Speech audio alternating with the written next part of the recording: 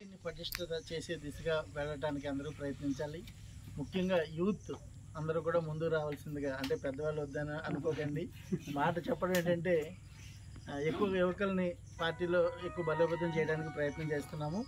అంచేత అందరూ కూడా పార్టిసిపేట్ చేసి మనలో ఏ రకమైన మనస్పర్ధలు లేకుండా మనం ముందుకు సాగాలని చెప్పేసి మరీ కోర్చు. ఎందుకంటే కూటమి ప్రభుత్వంలో మన 3 పార్టీలు కంబైన్డ్గానే వెళ్ళాలి, కలిసే వెళ్ళాలి.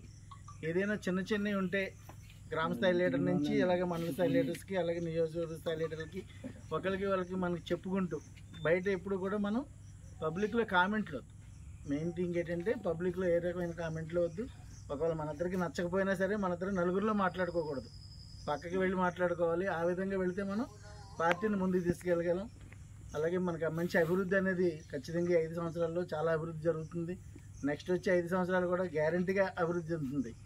ఎందుకంటే చాలా వరకు విలేజ్ల్లో నేను వింటున్నాను, అక్కడక్కడ వినేది ఏంటంటే ఇంతకుముందు 10,000 5,000 వచ్చి ఇప్పుడు రావట్లేదని చాలామంది నోళ్ళలో వింటున్నాను. అయితే అవి మనం తెలియజెప్పాల్సిన బాధ్యత కూడా నాయకుల మీద ఉంది. అభివృద్ధి ఎంతవరకు జరుగుతుంది అంటే ఈవేళ మనం ఏ ఊరు వెళ్ళినా ఎందుకంటే ఇప్పుడు ఇక్కడ ఈ చిన్న రోడ్డు కొంచెం నాకు గోతులు ఉన్నాయి, కానీ ఎక్కడికి వెళ్ళినా 950 కోట్లు ఖర్చు పెట్టి మొత్తం గుంతలు లేని రోడ్లు చేయడం జరిగింది మొత్తం స్టేట్ అంతా కూడా. ఈరోజు ఎక్కడికైనా హ్యాపీగా వెళ్ళడానికి వీలుగా ఉంది. మళ్ళీ నెక్స్ట్ బడ్జెట్లో ఉంటాయి. ఇప్పుడు బీసీ లోన్స్ శాంక్షన్ చేశారు, అందులోనే మనకి కాపులకి అన్నీ కూడా ఈబీసీ కొని మొత్తం అన్ని కులాలకి కూడా శాంక్షన్ చేయడం జరిగింది. అయితే అందరికీ పెట్టుకున్న వాళ్ళందరికీ ఒకేసారి రాదు, కొంచెం దామాషా నిష్పత్తి ప్రకారంగా శాంక్షన్ అవుతూ ఉంటాయి. మళ్ళీ నెక్స్ట్ బడ్జెట్ ఉంటుంది. ఇప్పుడు మార్చి ముందు బడ్జెట్కి ఇప్పుడు శాంక్షన్ అయింది, రేపు మళ్ళీ మనకి ఇంకొక 3-4 నెలల తర్వాత మళ్ళీ శాంక్షన్ అవుతాయి. ఈ విధంగా మనకి అన్నీ ఏది రావాల్సింది అన్నీ వస్తాయి, ఇబ్బంది అయితే లేదు.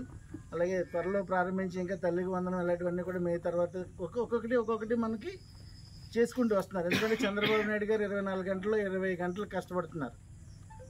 సో అంచేత మీరందరూ దయించి అందరూ కలిసికట్టుగా వెళ్ళి మంచి లీడర్స్ని ఇక్కడ ఎన్నుకోవడము, దీని తర్వాత స్థాయిలో కూడా మంచి లీడర్ని ఎన్నుకోవడం, అందరూ కలిసికట్టుగా ఉండటం. ఏ చిన్న సమస్య వచ్చినా మీరు నాకు చెప్పినా నా నెంబర్ మీ దగ్గర పెట్టుకోండి, మీకు ఏ టైంలో అయినా సరే అందుబాటులో ఉంటాను. అలాగే చిట్టుబాబు గారు మీకు ఎలాగో తెలుసు కదా, 24 గంటలు ఆయన అందుబాటులో ఉంటారు. ఏదైనా ఉంటే చిన్న సమస్యలు ఉంటే పరిష్కరిస్తాము. అది మాత్రం ఏది పబ్లిక్గా వెళ్లకుండా మాత్రం చూసుకోవాల్సిన బాధ్యత మన మీద ఉంది. ఆ విధంగా మీరు కృషి చేయాల్సిందిగా మిమ్మల్ని అందరినీ మరీ కోరుతున్నాను.